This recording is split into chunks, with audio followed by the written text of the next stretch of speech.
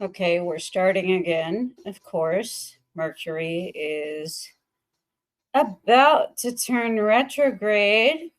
So, of course, we had to start again. But the package has been retrieved and we're all good to go. All right. So, I'm going to wait until a few more of you arrive. And I'm going to give you my first thoughts on the documentary with Bryan Kohberger, the Idaho 4, with these murders. I was watching, I got through 3 episodes of the Netflix documentary. First of all, of course they had to do that. They had to come in and present the story because it was just so unbelievable, the story. And it was so impossible that this could happen in such an idyllic town as Moscow, Idaho. And, of course they had to do that. So, and the families were represented throughout, Maddie Mogan's mom is certainly amongst, you know, I look at her and I identify with her. I mean, I love how she knows what this was. She knows that, the media had to cover it, but she also knows that her family needs to heal. And she knew how to set boundaries within today's media newscasts. They had to cover the story, and she knew how to do this. And I just think she was very eloquent with the way that she represented herself and Maddie and, what was going on there. All right, so I'm going to take questions here.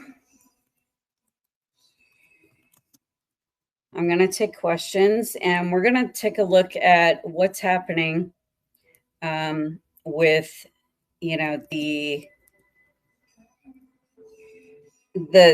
we're coming up on sentencing on the 23rd.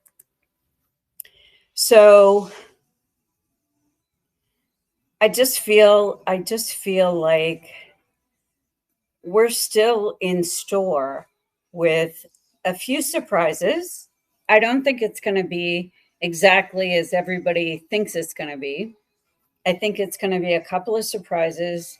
I don't think we're going to get answers to exactly what happened, because I still, after 3 episodes of that documentary on Netflix, I still don't see that Bryan Kohberger is the one who did this.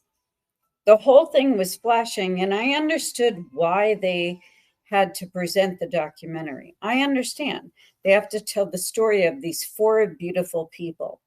They have to tell the story about how this town where nothing happens like this, no murders, no nothing, it's just the safest place ever to send your kid to college.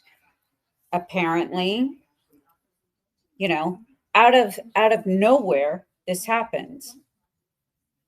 Even during the first 3 episodes, I didn't even feel like Ethan's brother was buying into the whole thing. Like, I just don't feel like, they want closure, but I don't feel like they need it this way. I think they're waiting it out to see what happens, to see what else transpires, but they're not going to stop honoring those lives that were lost to give somebody a news story.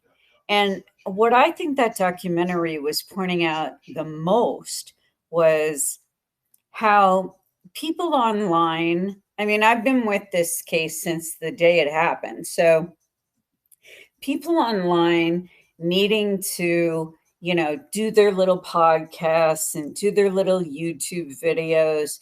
And, they need to solve the crime. They need to get, as many subscribers as possible. I mean, I think it pointed out like the ridiculousness of how we feed off of this as human beings. And that disturbed me a little bit. And you might think, oh, I am one of them because I've been following since day one. But since day one, I never thought this guy did it. I feel like he was chosen because they needed somebody. That whole story of the sheath and how it was placed, first of all, it would have been different. It would have been, if he had left it there accidentally, the killer had left it there accidentally. And the white Elantra, and oh, he came back to get the sheath, and oh, he forgot the sheath. I just don't, none of that rang true to me as a psychic. And I do this every single day. Okay. I tried to look for truth in it. I was willing to change, and say, hey, I was incorrect and I did not see this as clearly as possible. And I thank you guys for coming back. Sorry, we had to restart. I feel like after what I had seen, that was more of a tribute to the families and the friends. And of course they need that. Of course they need, that telling of the story from their side. But the thing that bothered me was how all the YouTube people and the podcasters and whoever that didn't belong in a crime scene showed up, started interviewing, like students at the college, and to get their 5 minutes, to get their video, to get their their subscribers, and make everybody happy. I just don't think it's their place. Look, if you're going to report on this and you're going to do this correctly, and I've worked on these where I've been invited to work on these through law enforcement, yes, FBI, yes, CIA. I know you find that incredible that I would be asked by an FBI division or a CIA division to work on these cases. I know that you feel like that's completely like I'm lying. I am not lying. I had to tell them before I started working on various cases. I said, look, as long as you accept what I'm giving you, and you don't try to use me as a scapegoat if things go wrong, and you use this information properly, then I'm okay with it. I have never charged once to work on cases like that where I'm invited to work on a crime scene or a missing persons case in any type of official capacity. I've never, ever, ever taken a dime for that. And I won't. I mean, that's ridiculous. I think the biggest thing that bothered me about the documentary so far was the public needing answers at any cost and not realizing that there's a protocol going on. Yes, the police had no answers. Yes, they were backpedaling like crazy in Moscow, and they didn't know what they were doing. They had no idea what to do or how to proceed because they had never really dealt with this type of thing before. That was my takeaway so far. I haven't watched episode 4 yet, but I will, and I'll post on that when I'm done. I feel like, everybody was reaching for answers. Yes, every family will grieve in its own way. I noticed that when I was working on haunting evidence, and I was working with families through psychic detectives. I mean, I noticed that, each family, some of them didn't want to hear what I had to say. All they wanted to know was what are next steps? What do we do next? They didn't want to hear about the actual crime or details of the crime or anything that would, you know, make them have nightmares for the rest of their lives more than they already have. Um,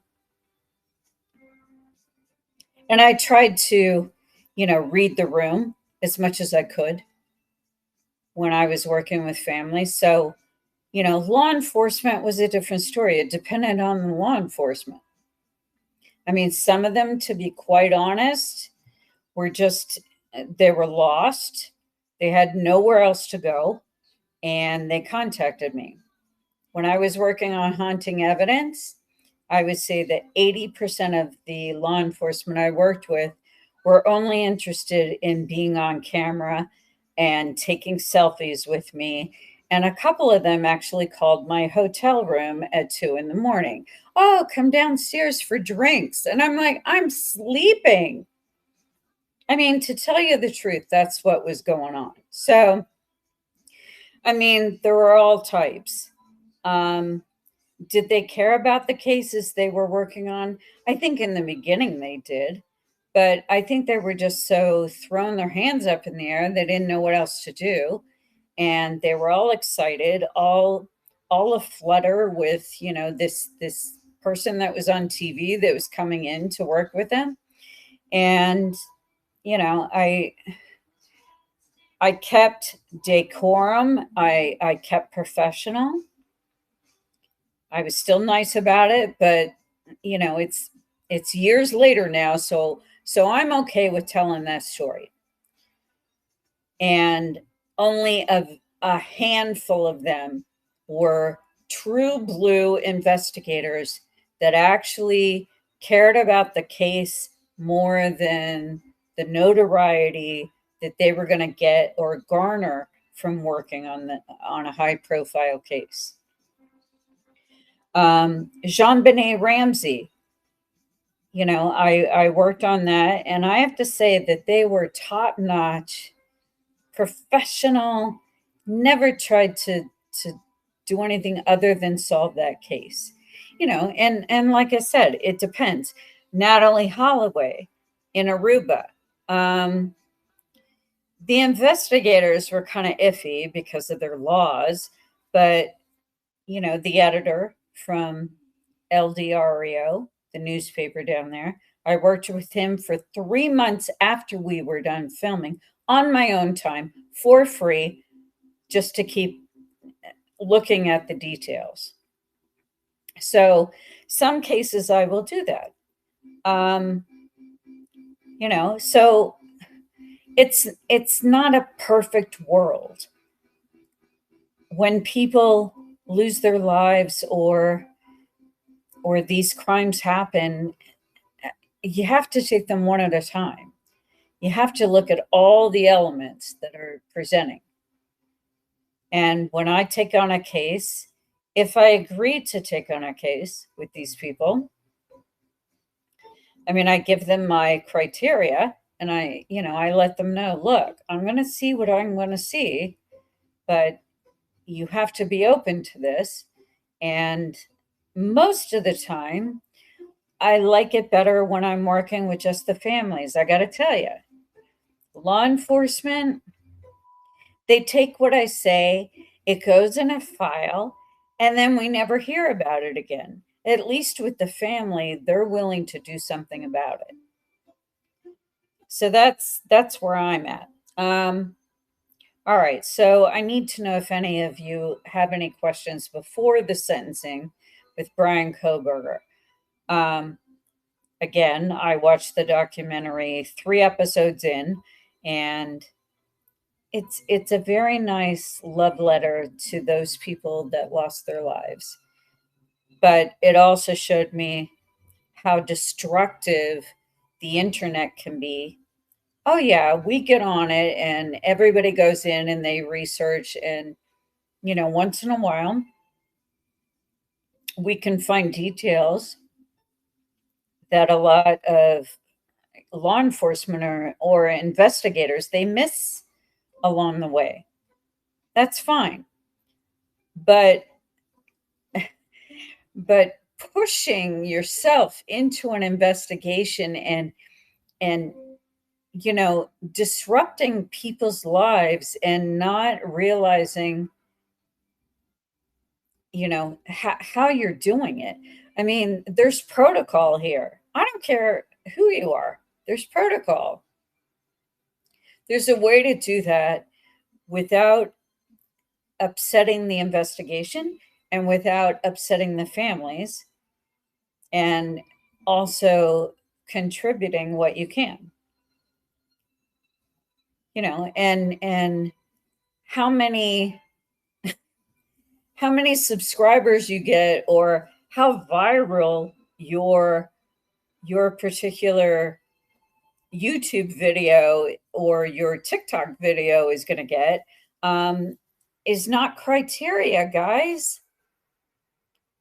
It's nice, and yes, I look at them too, but some of them are so, like, I would shut the door on you guys too. I would. I would never answer the door. I would never talk to you if you approached it in that particular way. So the documentary kind of showed me that. I mean, more than anything else, it showed me that. So, all right. Anyway, I need to know if you guys have questions before this sentencing that's happening on the 23rd, and whether we're looking at various surprises, which I think we will be. I still feel the undercurrent of an investigation going on with Ann Taylor and her team. I think they never stopped.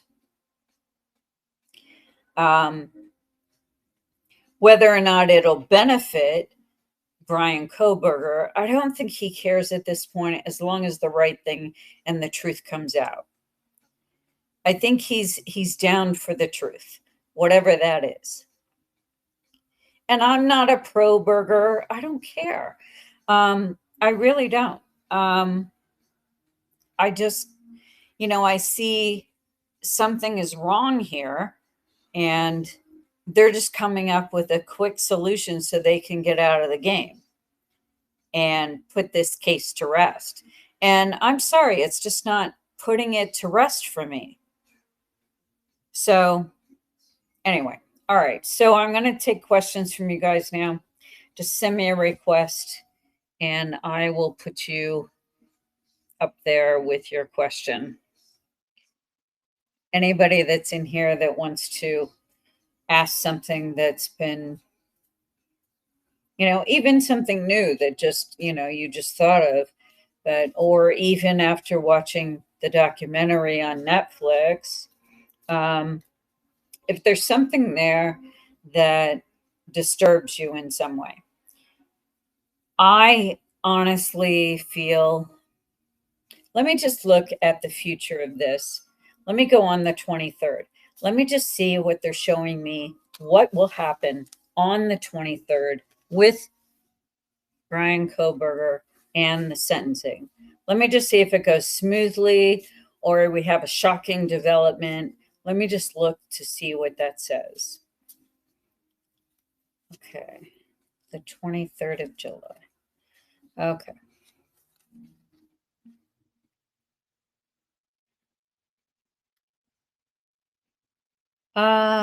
Okay. Well, I'm seeing Ann Taylor here, and she's a little bit upset about something. Hold on, let me see what this is.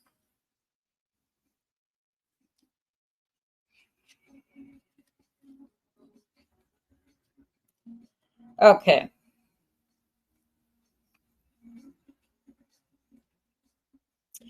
Um, before the 23rd, it looks like something is going to come out in the news or some sort of development here where somebody that is involved with investigating, they either are told they can no longer do this. Like, it looks like they're shut down or they're trying to shut them down. And it looks like whatever investigation they were doing privately, somebody is stepping in and trying to stop it. Let me see who that is. Who is trying to stop this further investigation from going on? Let me just look. Okay. Who is trying to stop further investigation? Yeah, again, twice.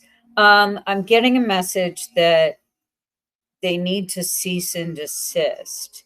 Something is happening here where either the prosecution is aware of what they're doing and they don't wish for any of these details to be revealed. But I'm seeing twice now, I'm hearing that there will be some sort of cease and desist. Like, they're told cease and desist. So whatever they do beyond that point is going to be on their own, without sanction, and just on their own in the background and finishing this. Let me see if they will keep going. Will Ann Taylor and her team keep going to silently investigate who is really responsible for these 4 lives that were lost? Will Ann Taylor keep going, even though there's a cease and desist kind of situation going? Either a motion is filed or something like that. Let me look.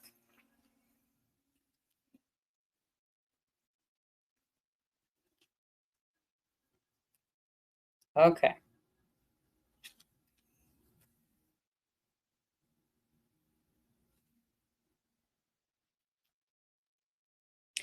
Okay, it looks like the prosecution is also a little bit busy.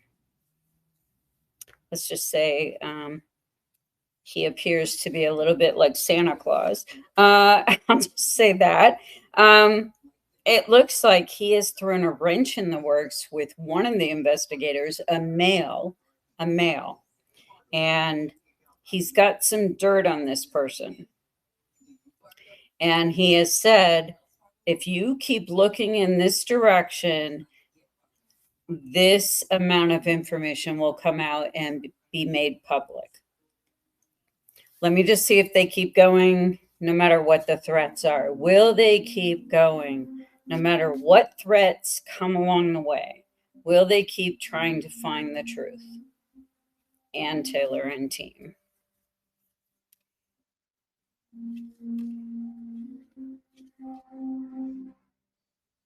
Okay.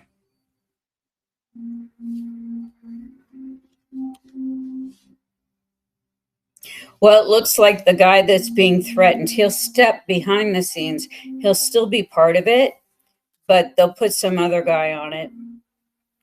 And it doesn't look like they're daunted in any way here. They're not stopping what they know to be true.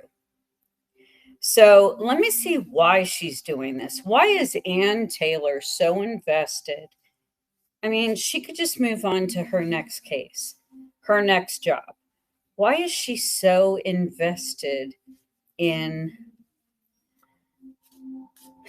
seeing this to the very end on behalf of Bryan Kohberger's innocence? Let me just see why. Why is it that Ann Taylor is so invested personally? Let me look. Okay.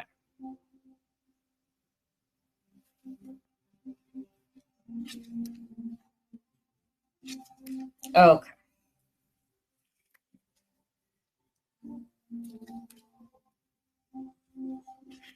Well, it's not so much to save his life.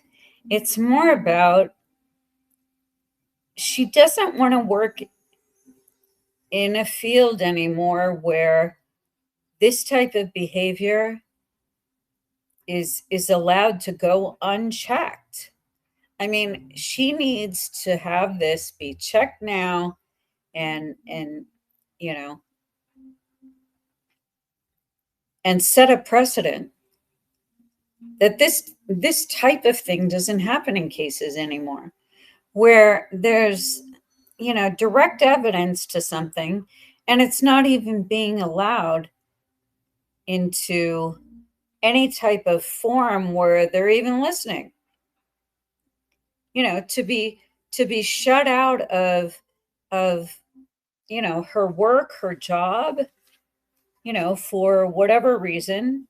She just doesn't feel like, look, this is the career I chose. This is the oath I took. This is the path I've chosen.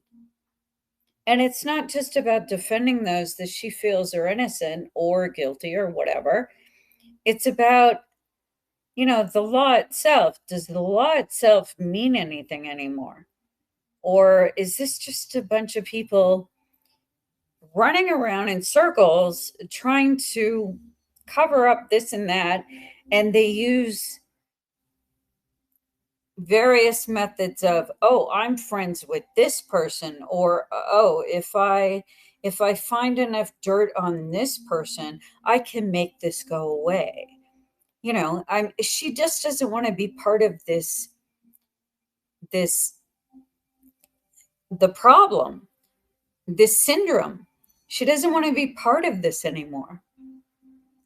And I think she wants to make this last grand stand to try to affect change where it is so needed. And just, she's just done with politics and the way this works. And look, if she's going to do this for a living, it's not about writing a book or doing a documentary. I don't think she even cares about that. To tell you the truth, I think Ann Taylor is one of those few individuals that actually likes waking up doing what she does. I see her defending, what the actual principle is that she began years ago. Why she got into this field, and I think Bryan Kohberger is actually lucky to have been assigned her, because if he got somebody else, this would be done and over right now. I'm not even really sure he would have been able to do a plea or anything. So I think all of this was orchestrated to buy time. Let me look at the actual sentencing that day. Will we see any surprises on sentencing day from Bryan Kohberger himself or his legal team or the prosecutors? Will we see any surprises that we do not expect on the 23rd during sentencing for Bryan Kohberger? Let me look.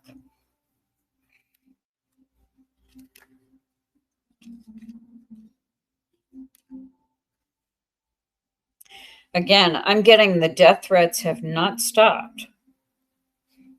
And they've been documenting all the death threats.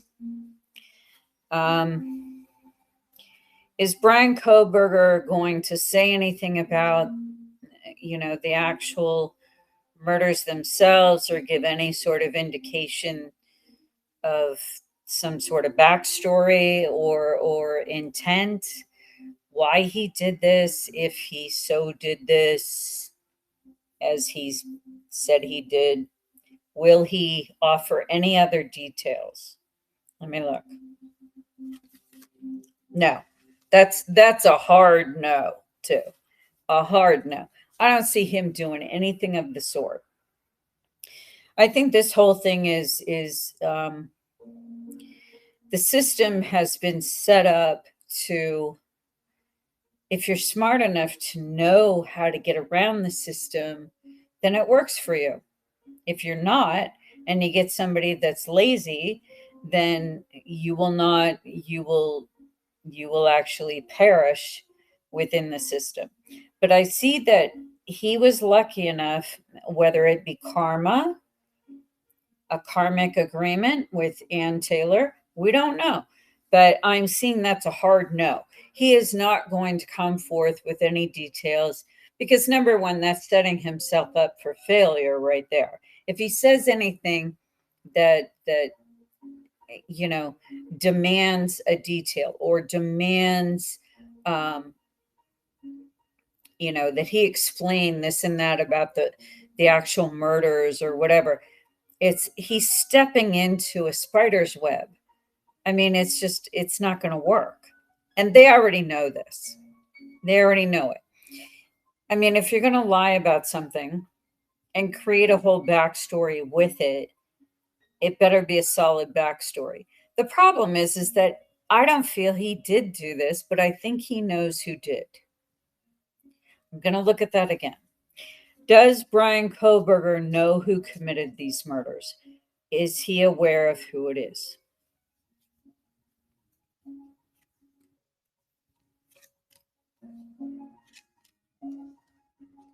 Oh yeah. And it was somebody that he was, I mean, as much as he could be a friend, to Bryan Kohberger, it was somebody he knew. And Ann Taylor is fully aware of who it is. So let's just see how this plays out. I'm going to do another one of these afterwards. Um, Hold on. I have somebody that wants to ask a question. Annie? Annie, are you there? Yeah. Hey. Hi, how are you? Sorry, I was going on a little tangent there. Thank you for joining the second time we Oh, no started. problem. I was Yeah. I We're was in the listening and I pre-shadow didn't of realize. Mercury retrograde hasn't begun yet, but Hmm. it's happening in a couple of days, and I always have this stuff happen in the pre-shadow, which is that 10-day period before. That's when all my glitches happen. That's when all my mechanical stuff starts going haywire, and I have to replace things. So anyway, thank you. Hmm. So far, what I've talked about. Any comments on that?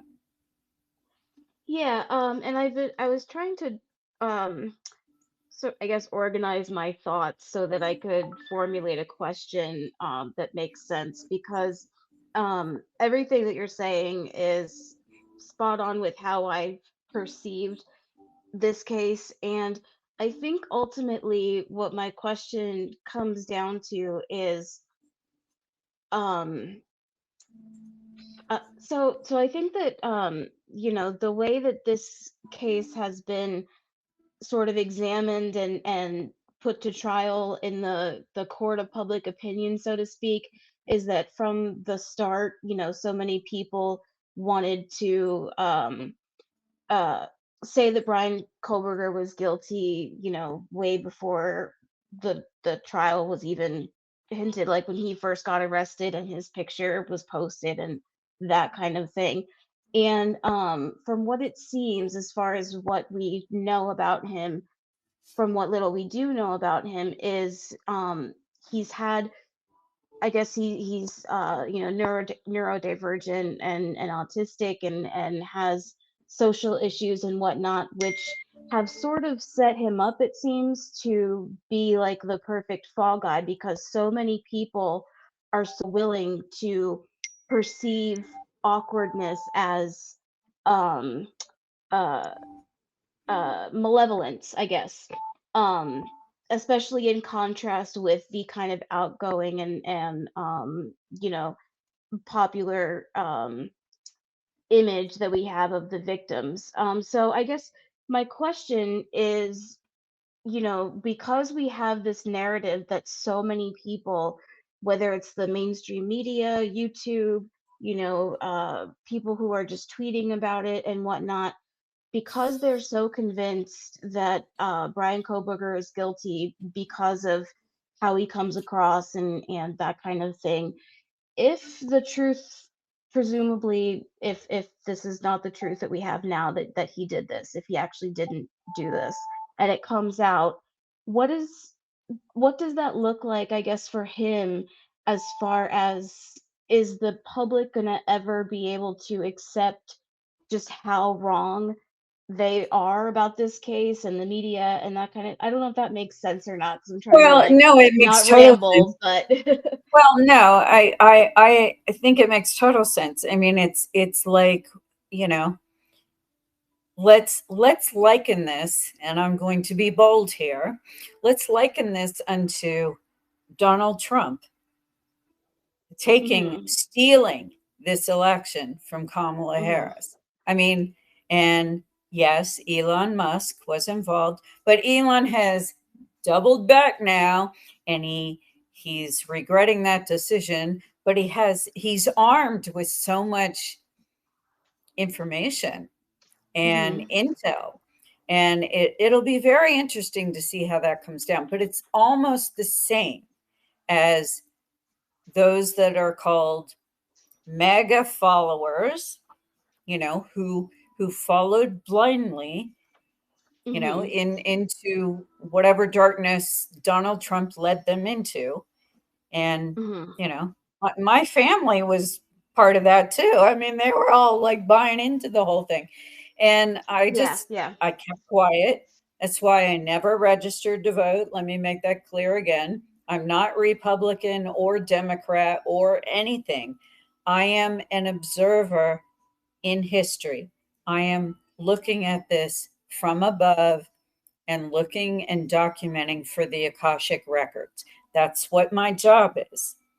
It is not hmm my job to have an opinion about this, but it is very similar to how those that followed in blindly into whatever darkness Donald Trump led them into, how they're reacting now. Now that some of this is changing, hmm and now they see, wow, we made a mistake. hmm And how do we accept that now? How does the public accept that after they were so, die hard, he's right, he's going to change our country. Yeah, he's going to change it. He's going to change it for whatever he needs. And hmm that's what dictators do. But our country needed this overhaul. Okay. Our police, our law enforcement, our government needs to be rewritten. hmm Yes, we have the right intent level, most of us.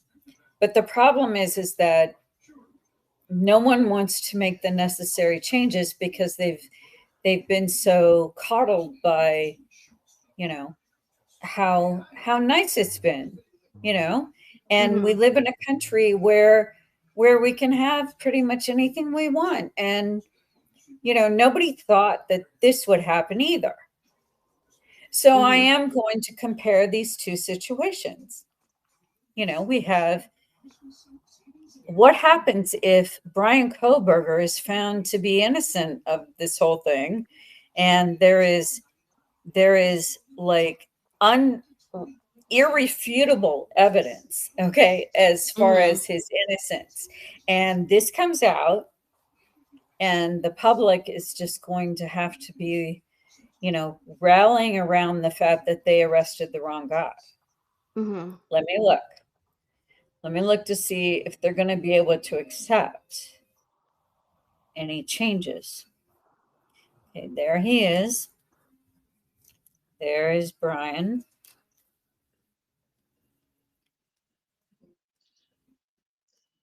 Okay. Um, I mean, I am almost like 99.99% sure he will have to go into witness protection. Mhm. There's a WITSEC situation going on there. He will not be able to operate. And you know what? He's fine with it. Like he knew that before he even decided to do this. Mhm. Before he decided to take the plea deal, to admit to whatever guilt that they said, he knew that that would be the cost. But Mhm. who better? Who better to go into like a WITSEC situation, you know, where his, he didn't have that much of a social life anyway.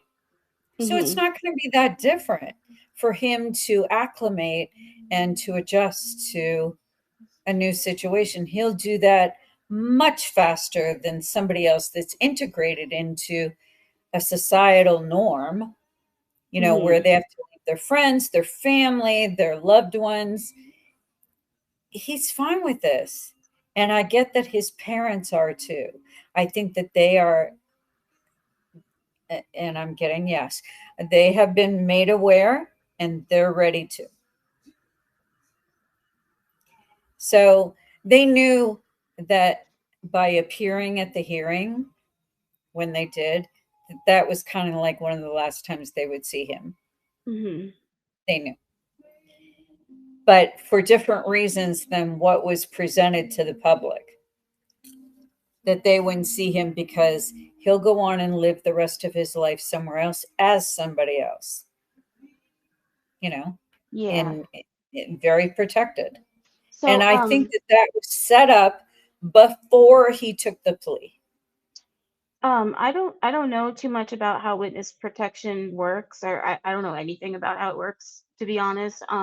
Is Mhm. he so if that plays out in that way, does he have the ability, or I guess do people in general in witness protection have the ability to, you know, to contact their like immediate family, or is their immediate Well, family I also think like it's I think it's like people that go, in like a deep cover undercover situation with CIA, mhm, I think it's where, you leave a message at a certain uh, designated spot mhm, and they can pick up a message, I see. Okay. you know.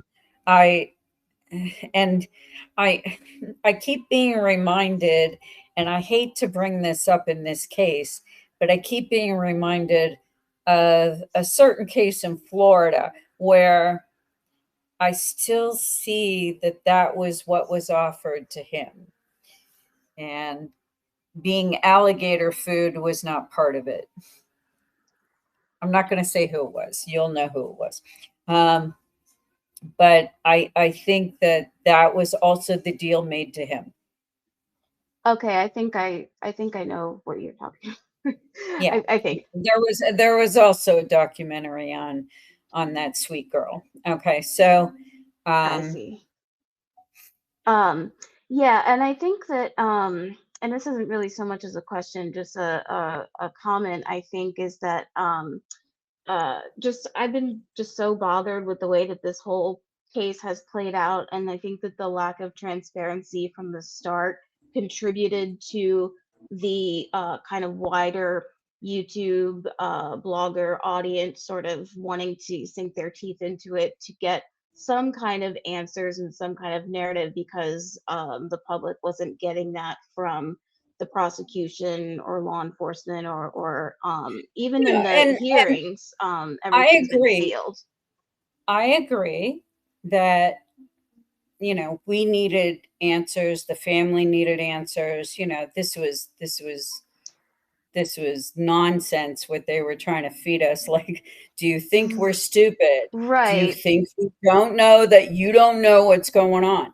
But so But many but there are. but there is a way to do it without, you know, I mean, the way it was done was haphazard and inappropriate, you know? Right, and what bothers me too is that they're still sticking to it, because at the plea hearing, they pretty much just read what was in the probable cause affidavit, even though in the 2.5 years or however long it's been since then, a lot of things have come out in pre-trial motions, you know, that have supported the inconsistencies in the probable cause affidavit that led to his arrest in the first place. Well, they had And to have I think, something. They had to have some yeah, sort of, yeah, but I, there had to be a script of some sort because the world was watching.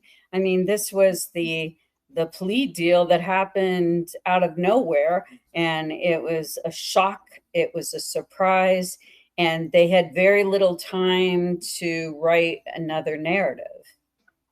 They had to right, go and with just, okay, what do we have? And I mean, that was a scramble. I think they had less than 10 hours to put that together.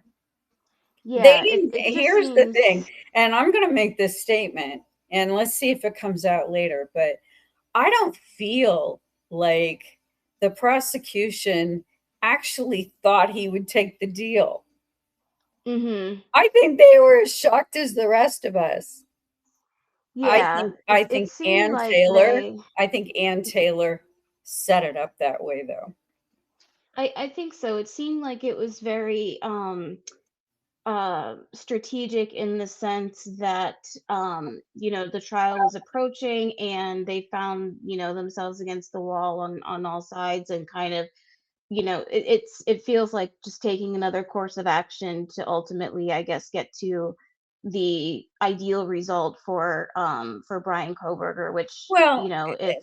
they were growing very weary of the case and just pursuing this, and I don't think they had any energy to keep going, you Yeah, know? it, And it and I feels think it feels Ann like that. Taylor knew that. I think she knew they would run out of steam, Hmm. and she counted on that.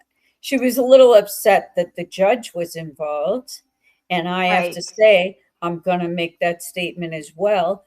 I think Judge Hippler is so a handshake deal type of guy, even though he presents himself as very straightforward.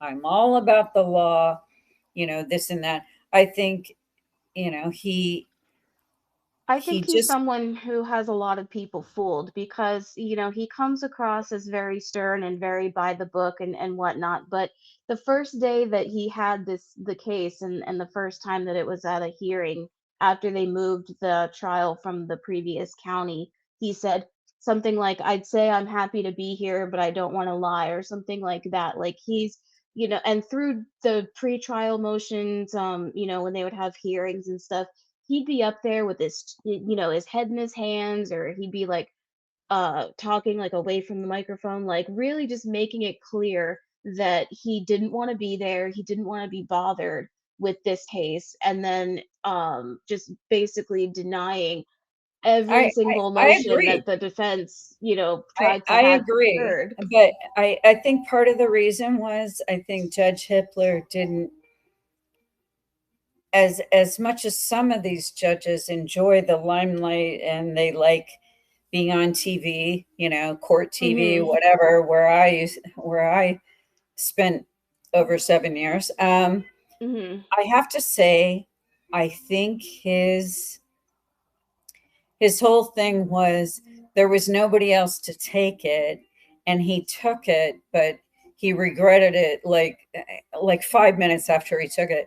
Like he didn't want to be on camera. He didn't want to make videos, he didn't want to have cameras on him. He didn't want to have this grandstanding going on, and he knew that Ann Taylor would fight him on every little thing. Mhm. He knew. He knew from her reputation that she didn't back down. If she Mhm. believed in something, she kept going. And Mhm. I just don't think he signed on for that. I think he was interested in the trial, but I don't think he wanted to be in the spotlight.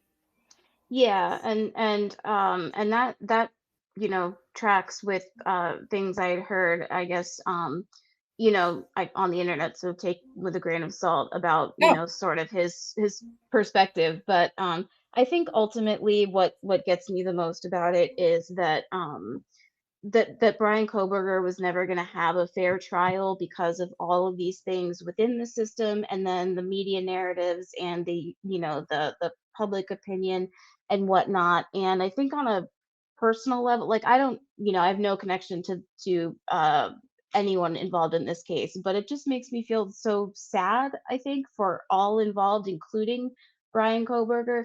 And it just overall just doesn't feel right to me in general for so many reasons, and I think well, that's why I kind of that's hooked onto why. this. Okay, Um, that's why you know. at this time in history, this is happening. This Mhm. event is happening to, just like the Me Too situation happened, that Mhm. was to affect change. Right. And events in history happen along the timeline, just like the Boston Tea Party. I mean, Mhm. let's harken back a couple hundred years, and the thing is that nobody wants to have to rewrite the Constitution. I mean, what a lot of work that is going to be. And nobody wants to, they just want to, they're very set in their ways, and everybody's used to, nobody likes change, and Mhm. everybody likes, whatever benefits they can get from the current, you know, regime. But the problem is that there has been such unrest with souls and countries and greed and power Mhm. and abuse of power and misuse of not only, it's not just about money now, it's about winning. And the problem is that this had to come to a boiling point. It had to. I mean, just like where the great floods happen, you Mhm. know, and Noah's Ark and that whole situation, and the parting of the Red Sea, and all these events in history had to happen in order to shock people into, okay, we have to rebuild now. We'll take what Mhm. was good from the past and we'll leave the rest behind. The Mhm. stuff that doesn't work, you need to leave behind. That's what, I've been commenting a lot on my Twitter, especially about, the various planets and what's happening right now. Mhm. Jupiter in Cancer, Saturn going retrograde. A lot of these things haven't happened for hundreds of years, and some of them, 80 years.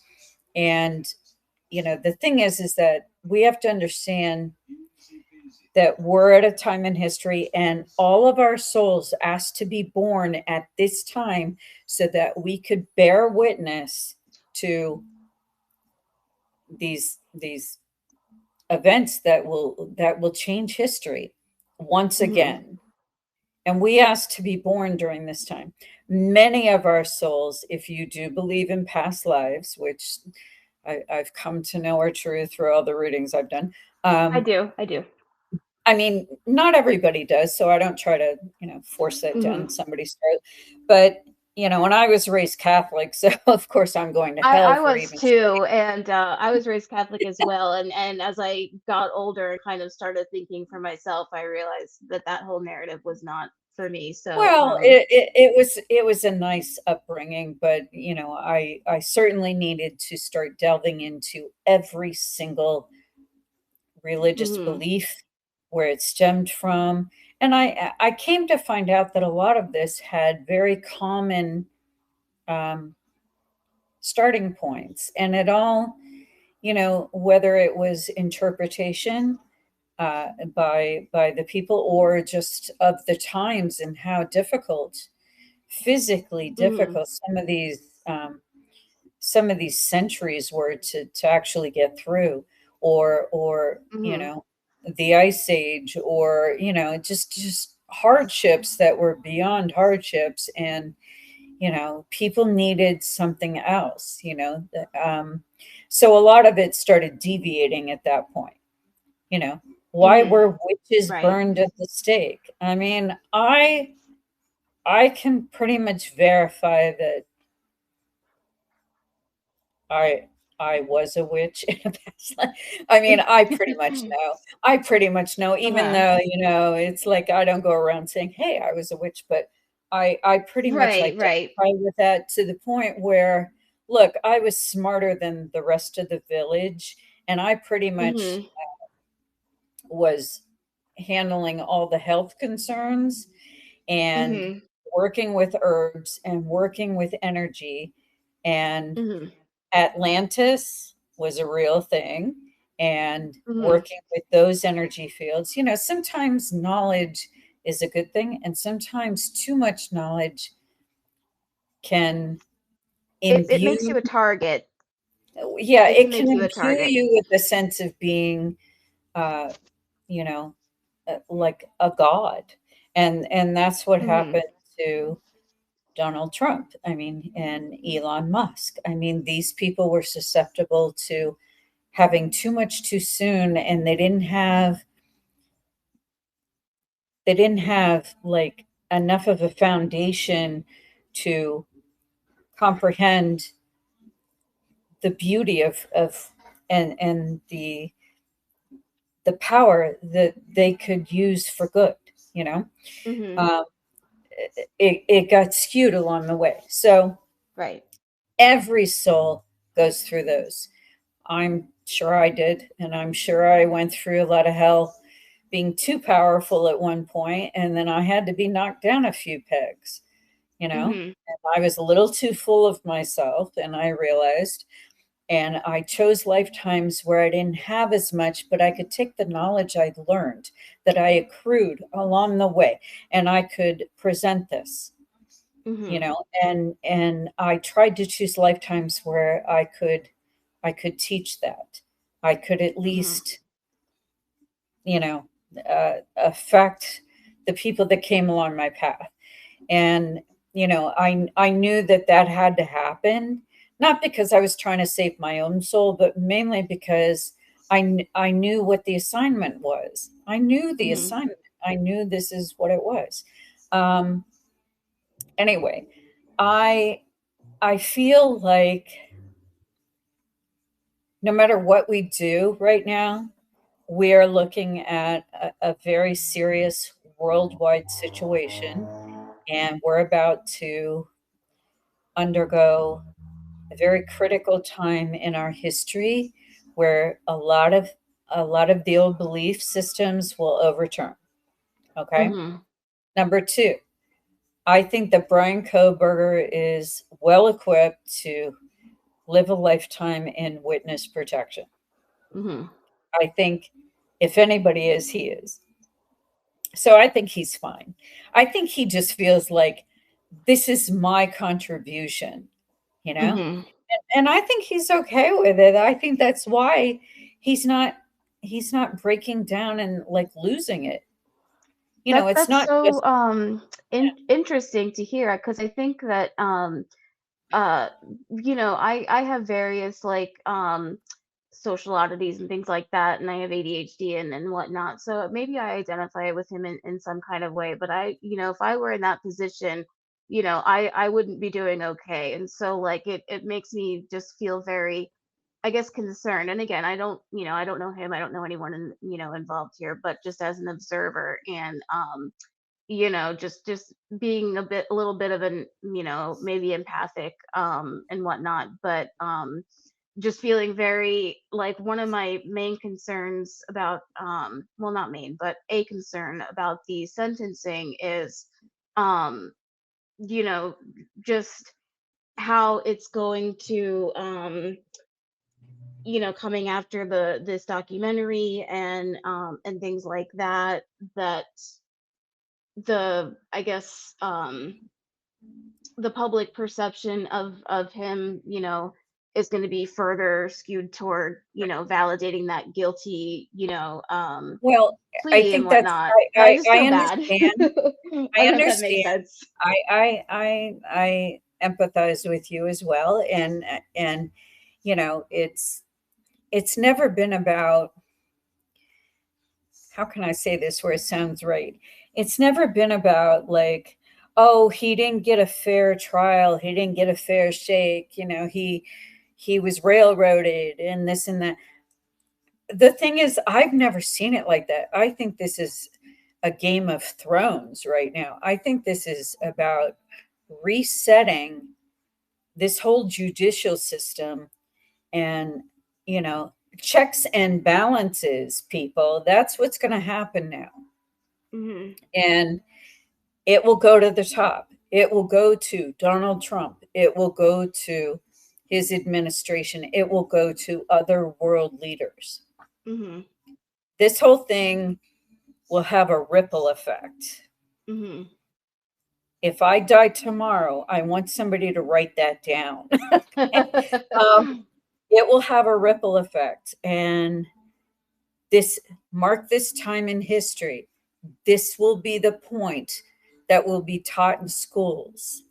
This will be the Mhm. point where it's not going to be the Revolutionary War, but it's going to be even, it's going to be on a higher level, like multi-level chessboards. You know how you have those multi-level chessboards? It'll be the higher level chessboard. Mhm. And this will be one of those moments. And I do find that um comforting in a way, because even outside of this particular case, there have been other high profile cases as well where um you know justice isn't being served, and it's kind of shining a light on some of the corruption and things like that within the system, and just really bringing more transparency to how many people get treated unfairly by the system when they're at a disadvantage and whatnot. And we do need an overhaul at all levels, from our local jails to world leadership and whatnot. And And um, remember the angle that we're going to look at through the prism now, you mhm, know, through the viewfinder, isn't how unfair it all was and how people are being mistreated. It's more like we're taking back our power mhm, individually and as the nation we started out to be, and as the world we started out to be, when all of these souls started coming into being after the dinosaurs, and we all started this whole process. It's going mhm, to come full circle. yeah, and And and that makes it's sense. not about feeling sorry for ourselves or feeling sorry for somebody else, like, oh, you know, he was so mistreated or whatever. It's like, no, I'm taking back that power now and we're going to make it better. We're going to take Mhm, what happened to us and we are going to retool that into a better way now. We are going to take what we've learned as a society and we will make this happen.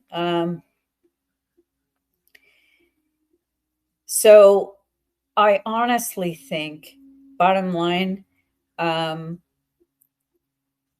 look for a few surprises, but also like there's going to be a lot of unseen, invisible investigation in the undercurrent, in the underpinnings of this whole situation, this whole investigation. It's mhm, like, look, if you don't want to do it publicly, guys, with the laws we do have, we're going to take matters into our own hands and we're going to make this happen. So why don't you strap yourselves in while we go and do the actual work?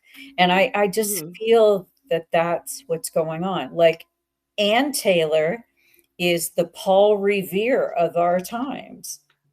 mhm. She is. She's totally my hero with this. Like I am like, you know, because she's not, you know, screaming into the rafters about it. She's just quietly going about making this happen.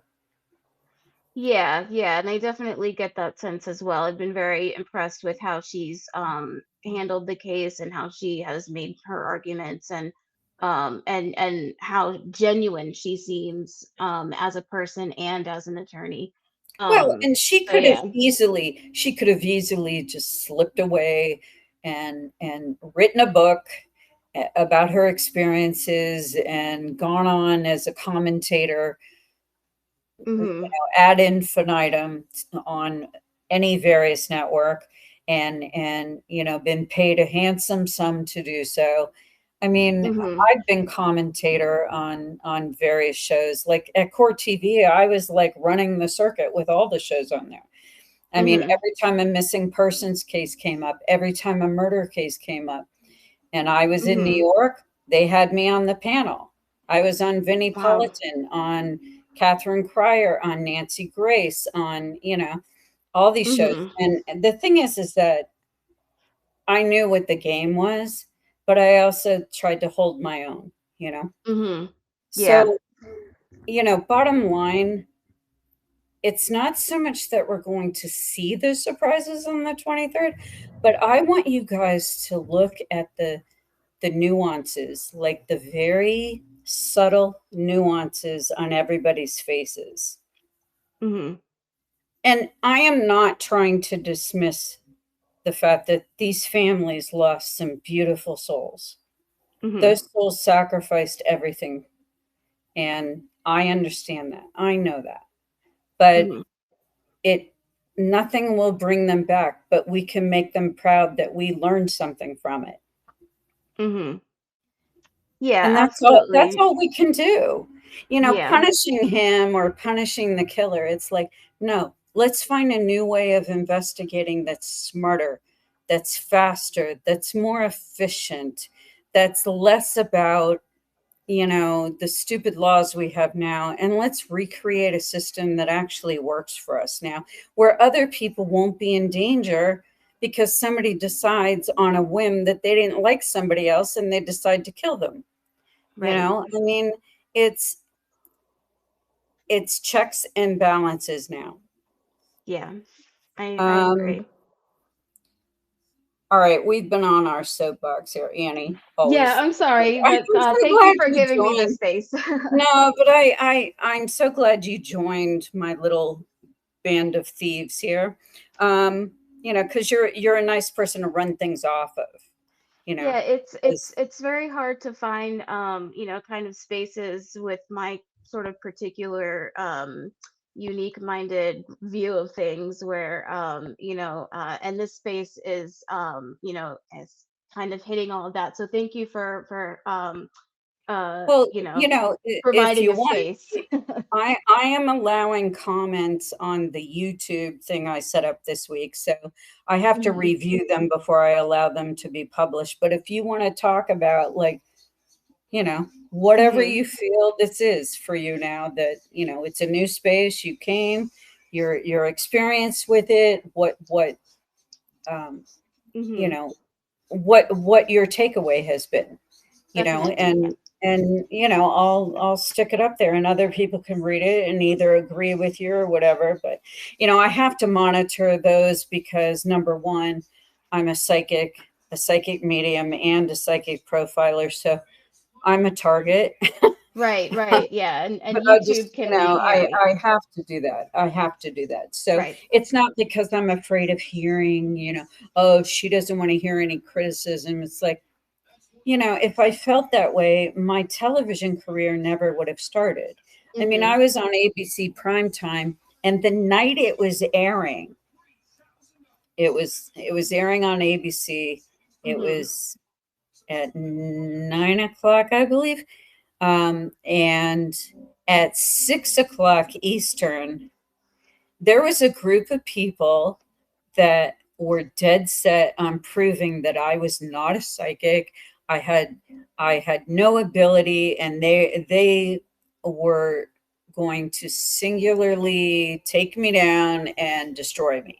Mhm. And they called the legal department at ABC, and Wow. my producer who produced that segment, I did two segments for.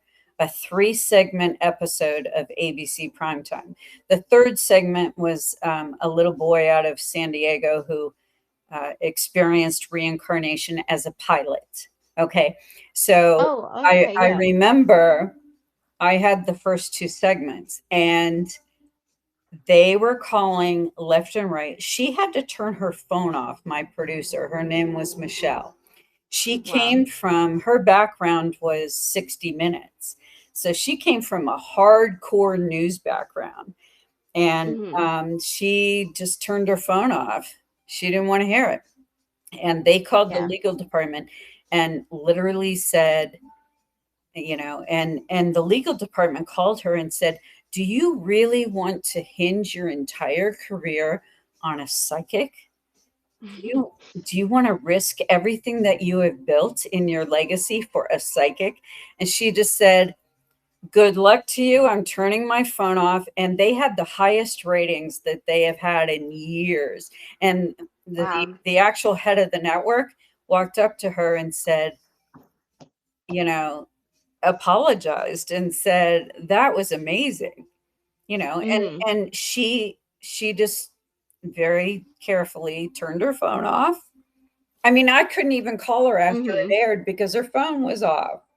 And I just said, Wow. I just said, look, I want to thank you. And I was crying on the phone, and I left her a message, and a very heartfelt message. And I just said, you stood up for what was right.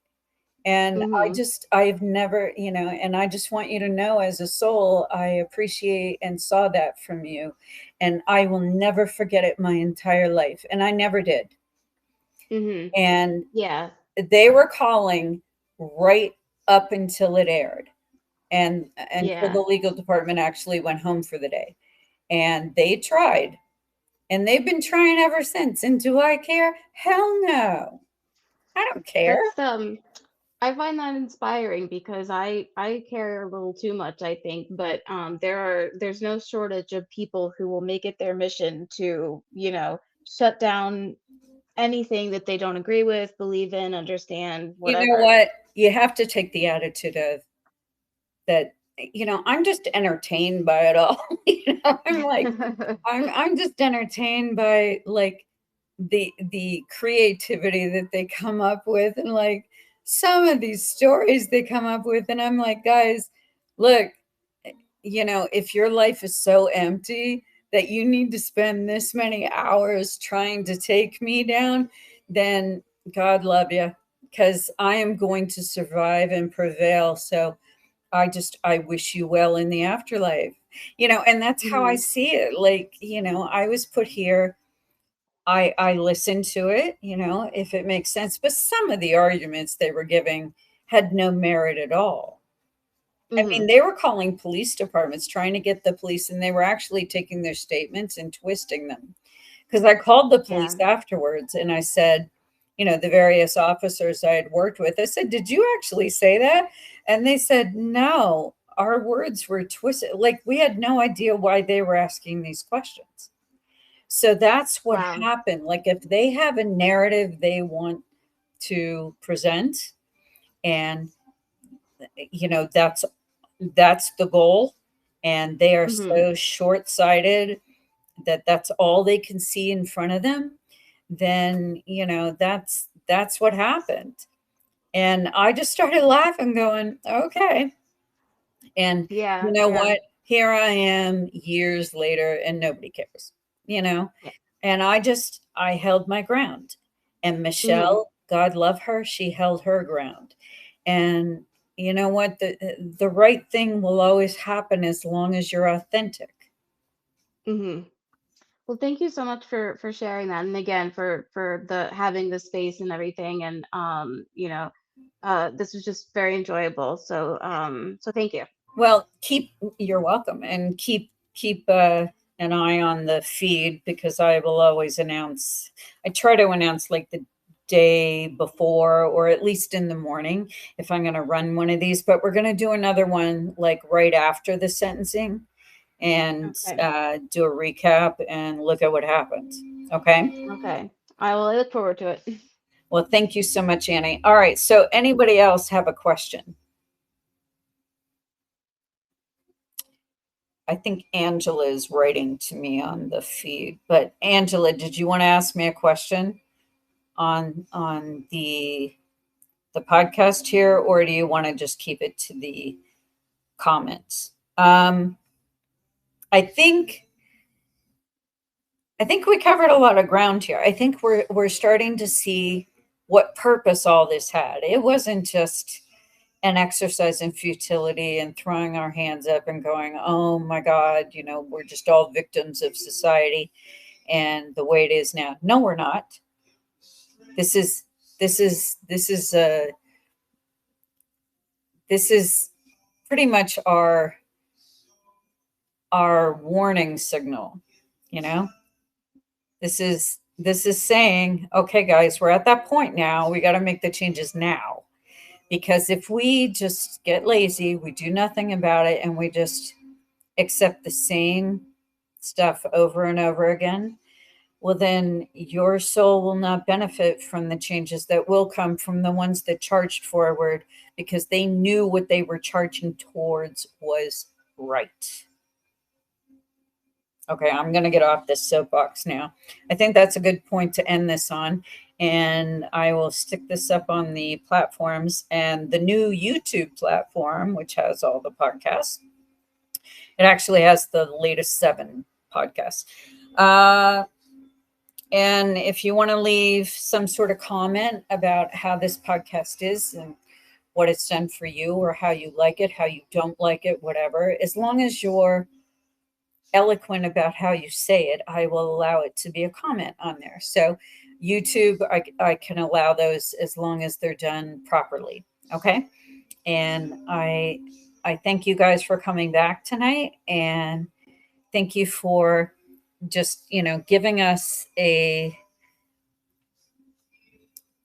I'm glad this platform exists, even though I really don't like Elon. I'm sort of glad he invented this because it's actually a really nice way to get it out there. Everybody has a different angle on